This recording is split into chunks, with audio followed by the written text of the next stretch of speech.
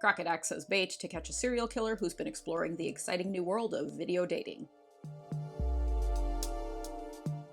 Love at First Sight was written by Peter McCabe and directed by series star Don Johnson, and if you've ever wanted to see Lori Petty attack Don Johnson with a vibrator, this is the episode for you. As part of a prostitution sting, Vice is investigating the world of video dating, which is apparently being used heavily by sex workers. Crockett, undercover as Sonny Burnett, records a video listing all of his charms. Users of this video dating service are given books filled with photographs of fellow members. Based on the photographs, they can request and view VHS tapes of the other members and decide whether to ask them on a date.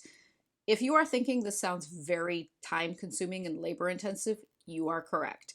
The internet made so many things so much easier. A fellow member of the dating service ends up stabbed to death with his penis cut off. Castillo asks Gina and Trudy to check with the local sex workers to see if any pimps have a reputation for violence. While Ball of Confusion by Love and Rockets plays, Gina poses as a sex worker and hits a bar to talk with another sex worker named Terry, who is played by Annabelle Gurwitch, best known as the host of TBS's Dinner and a Movie. Terry has a knife wound on her neck given to her by her pimp, Choo Choo. Crockett and Tubbs arrest Choo Choo. Tubbs and Switek visit the dating service's office to request all of their tapes, then learn about the discovery of a second member who washed up on the beach after being murdered in the same manner as the first guy. While inspecting the site where the body was found, Vice is joined by FBI agent Sam Russell, played by Christopher McCann, who believes the two murders were the work of a serial killer, who might be male or female, who's been traveling from city to city, finding victims on video dating services. All of the victims have been young blonde guys who look a lot like Crockett, so even though this is now an FBI matter, Vice stays on the case so Crockett can act as bait for the killer. Crockett is not thrilled with this development. While all this is going on, by the way, Crockett has been settling into his new life and his new home with Caitlin, though he's also been spending time on his boat as part of his cover as a swinging single guy looking for love. Caitlin worries that he's putting himself in danger, and she's angry that he won't tell her concrete details about his cases, and Crockett is irritated that she's butting into his business and cramping his style. This all leads to a scene where Crockett drives around in his Ferrari thinking about Caitlin and thinking about his career, while The Madness of It All by the Ward Brothers plays. Crockett goes out on a date with a young woman named Carol, who viewed his videotape and decided to give him a call because, well, he looks like Don Johnson. They meet for drinks at a Foxy Boxing Club in a scene scored to Looking for Someone to Love by Stray Cats. Carol is played by tank girl Lori Petty, and she's cold, bossy, and awesome. She invites Crockett back to her home, pours him champagne, changes into slinky black lingerie, and orders him to close his eyes. She lunges at him with a silver vibrator, which is a bold first date move. Mistaking the vibrator for a knife, Crockett whips out his gun and comes very close to shooting her, which brings a promising first date to an awkward end. In the meantime, two more members of the dating service wind up dead. Crockett goes on another date, this time with a very intense yet harmless young woman named Tracy, who is played by Lara Piper,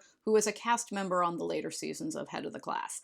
And the fact that I knew that without having to look it up tells me I watched too much television in the 80s. Crockett goes on yet another date, this time with an utterly gorgeous woman named Lois, who is played by supermodel and entrepreneur Iman, who we last saw in Season 2's Back in the World. There are strong red flags with Lois. She used to live in the cities where the other murders took place, and she belonged to video dating services there as well. But Lois is charming and funny, as well as gorgeous, and she and Crockett immediately hit it off. He accompanies her back to her apartment, which she claims she shares with her brother, and they have a drink and then part with promises to call each other later. Later that evening, though, while hanging out in his boat, Crockett gets a panicked call from Lois. She found a bloody knife in her brother's room, and she suspects he's been killing all the men she dates. She doesn't feel safe at home, so Crockett tells her to come over to his boat. He calms her down, and while she visits his bathroom to pull herself together, he calls Tubbs and tells him to put out an APB on her brother. In a panic, Tubbs tries to tell Crockett that Lois doesn't have a brother, but his car phone reception keeps breaking up. Just then, Lois emerges from the bathroom, now dressed in men's clothing and a short wig, and stabs Crockett in the back.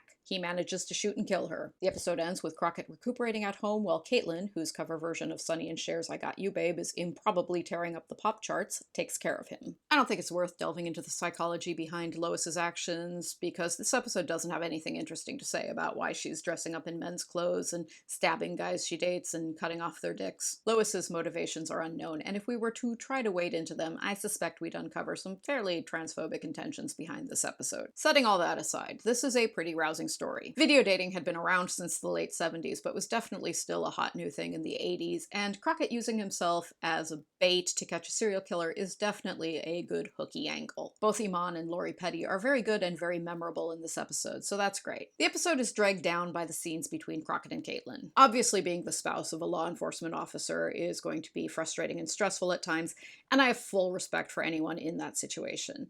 But it's a situation that's portrayed so often on cop shows that it's become a cliche, and Miami Vice isn't bringing anything fresh to it. There are several scenes with Crockett and Caitlin in this episode, and mostly they serve to bring the overall energy level of the episode down. They're newlyweds, and they're clearly in love with each other, but we've had more scenes of them being annoyed with each other than we've had scenes of them enjoying each other's company, which is a drag. I like this episode, but the Crockett and Caitlin scenes damage it for me, so I'm giving it 3 flamingos. Next time, Crockett's public persona as Sonny Burnett, notorious drug runner, comes in conflict with Caitlin's very public career as a squeaky clean pop singer. Until then, please hit subscribe or talk to me on Twitter, and have a great week.